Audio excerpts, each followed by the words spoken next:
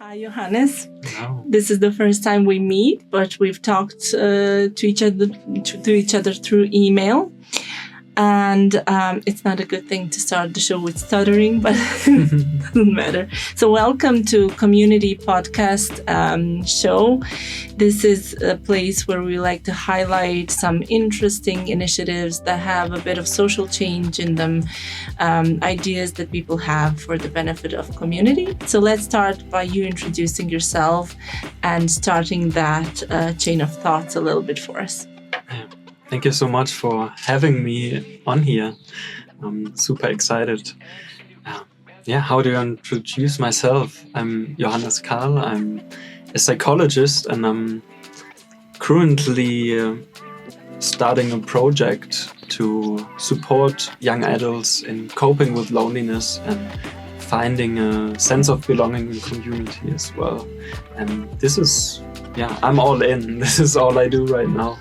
That's interesting. As soon as you say a strong word like loneliness, we all, I think, feel something because it's such a normal situation to be in, yet no one really talks about it. We hide away from it. I don't think we would ever easily admit that we've been lonely or that we are lonely.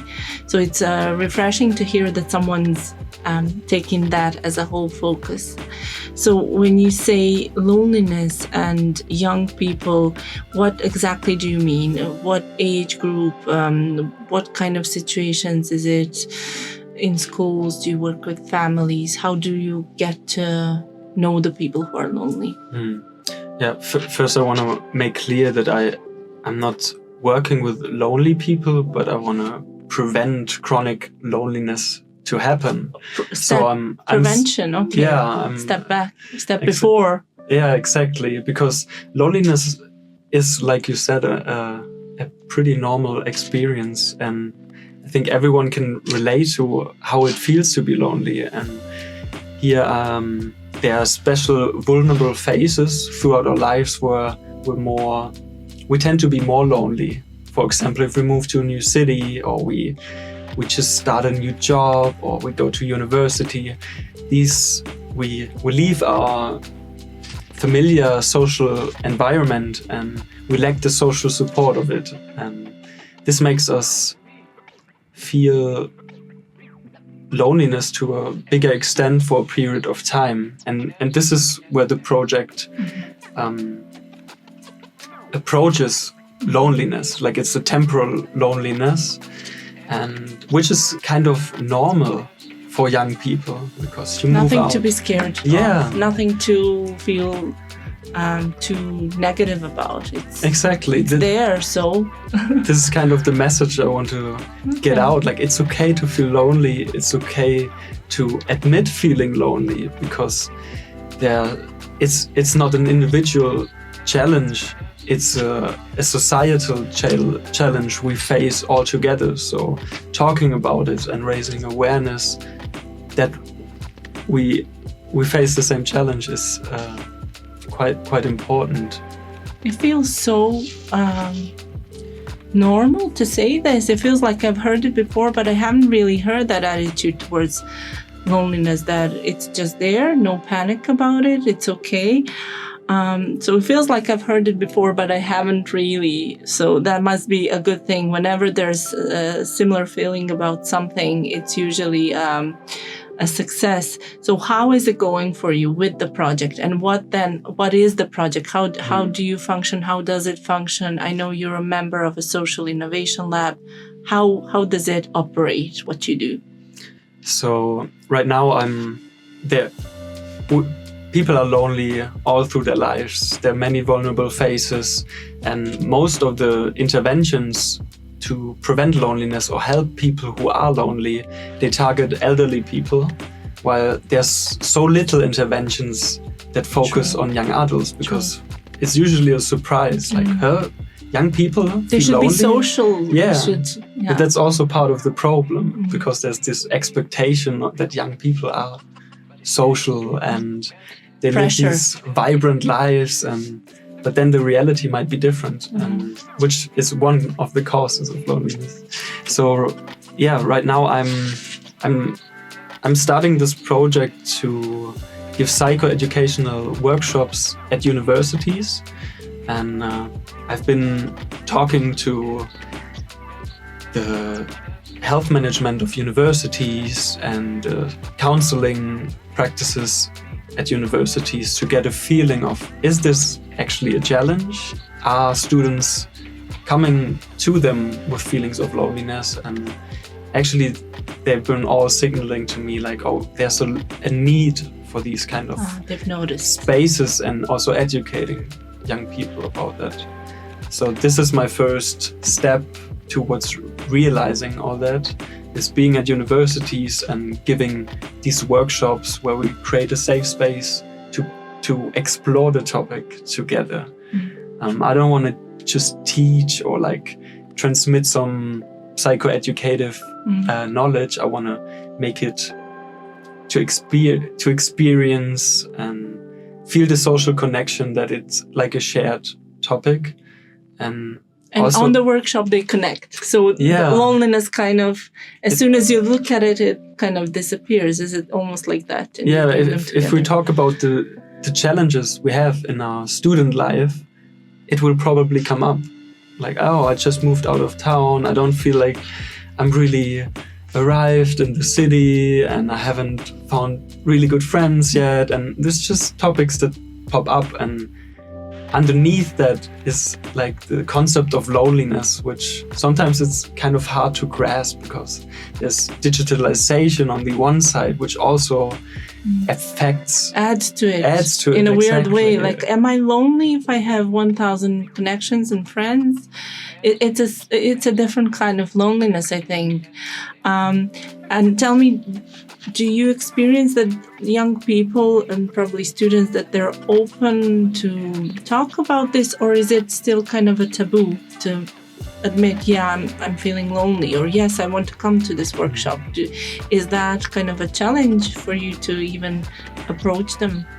Yeah, I'm really creative in my way of making this workshop as attractive as possible. And loneliness is mostly not the best way to advertise, to market, which is why I moved to the aspect of belonging and seeking social connection to reflect about our social relationships and reflect about our social needs, our need for belonging, and through that kind of also that frame talk about loneliness. So this is kind of my entry as well. And the end impact, you're kind of focusing on what would happen if we challenge belonging. If we challenge loneliness, we get to belong. Is that kind of the way? Are they on the opposite sides, loneliness and belonging, or do they have a relationship there? Some kind. This might be a tricky question. Yeah, it's a really big tricky question, because even though you can have an amazing social network, you can feel loved, and still there will be moments of loneliness. And because loneliness is also has different aspects. You can have a family but feel lonely in a country because you don't connect with the culture there, or you have financial issues right now and you cannot partake at events, and so you kind of excluded. So there are many dimensions, and we could get into defining loneliness. Or addicted to the phone. And that's what I have an opinion on it, if I can offer it.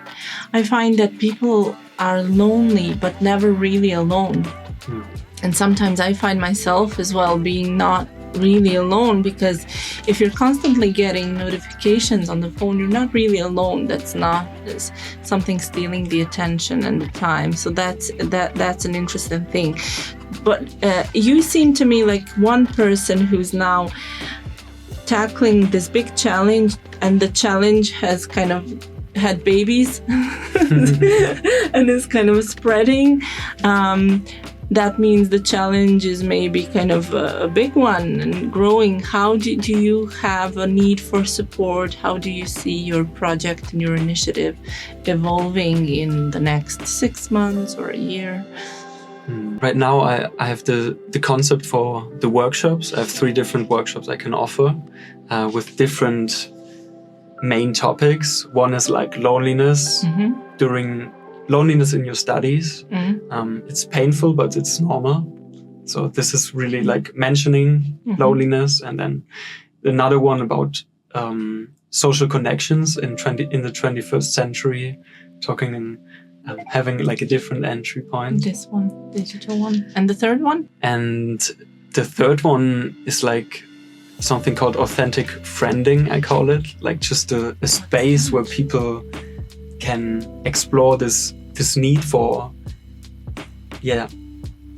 a deeper way of connecting with people, not just on an intellectual level or interests, but also on a level of needs and values.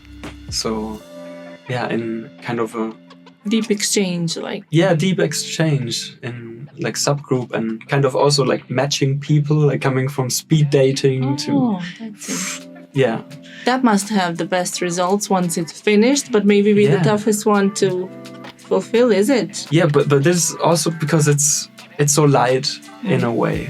It's so easy to access, and it opens up to explore these things.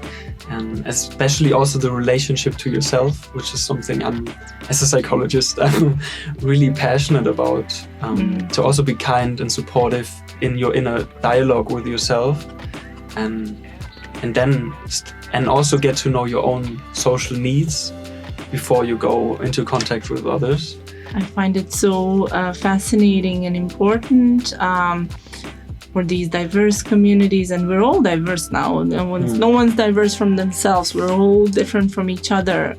So what you just said, getting to know yourself. I have a question. Do you think belonging with yourself is the first step that goes before belonging with someone else and with the community? Can you belong with yourself or not belong with yourself? It's like a big myth. Some people also say like, oh, you don't need others, you just need yourself. I don't believe that. I think we're social creatures. Like, definitely. We're meant to live in these networks, and being isolated and lonely is painful. But to some extent, to explore, like to bring awareness to, like also find out this inner intrinsic motivation. What are my needs? What are my values? To know yourself a little bit, not be a complete stranger. Yeah, we live in a time of constant distraction, and to take time to reflect and be in touch with your thoughts and emotions as well. And this is because behind loneliness is also a need that wants to express itself. I have to write that down. Yeah. Behind loneliness is a need to express. And it's the need to belong as well, to some extent. Okay, so 2 needs. So, you get in touch with yourself, your values, your needs, your social needs. And from there, you're okay. And with whom do I want to engage and connect with? Fantastic. It's kind of it gives you a direction, because you can feel lonely around people, which I felt doing when I was studying. I had many friends. I was on parties all the time. Still, I felt lonely. No deep connection. That's the third workshop. So it makes complete sense that someone of your background in terms of psychology deals with these things and does a workshop. Wow, finally a workshop, a full thing. And not just, I have nothing against it. I think it's wonderful to have one-on-one sessions, and it's needed, and people should work on themselves. But it's so good to have something for the community as well, because many people just still, unfortunately, feel stigma around seeking help one-on-one. So maybe this is a good way then for them to approach in a group and as a group, or to be approached. You probably approach people. So we have 3 of those sessions, and for the end of this short podcast episode, I would like to ask you to tell us, how can someone find you? How can someone find the workshops? Where do you work? And if someone's really far away from this region, could they still kind of benefit from getting in touch with maybe some of the social media that you might run or something like that? Where is it happening and how? Yeah. So right now I'm based here in Freiburg im Breisgau in Germany, and I'm part of the Social Innovation Lab, where I'm also co-working, and you can find me on the homepage of the Social Innovation Lab Freiburg under the Sozialstarter program, and there you find contact details as well. On the other hand, you can reach me on LinkedIn, Johannes Carl. You find me there. Also with the project right now called We Belong. And yeah, please reach out to me internationally, wherever you are, to connect. And I don't want to do this all by myself. This is my mission. You don't want to be lonely. Yeah, I don't want to work on that project myself. I want to collaborate and build together. And, bring more awareness. Fantastic. It makes sense. It makes sense that you've been a guest. Thank you very much. I do hope this podcast will do a part of the last task that we gave it to bring some maybe international perspective and collaboration, not to make you too busy so that you can't do your wonderful work, but that you kind of collaborate and just get perspective and give perspective to someone else. Thank you so much for being our guest, and best of luck with everything. It was a pleasure.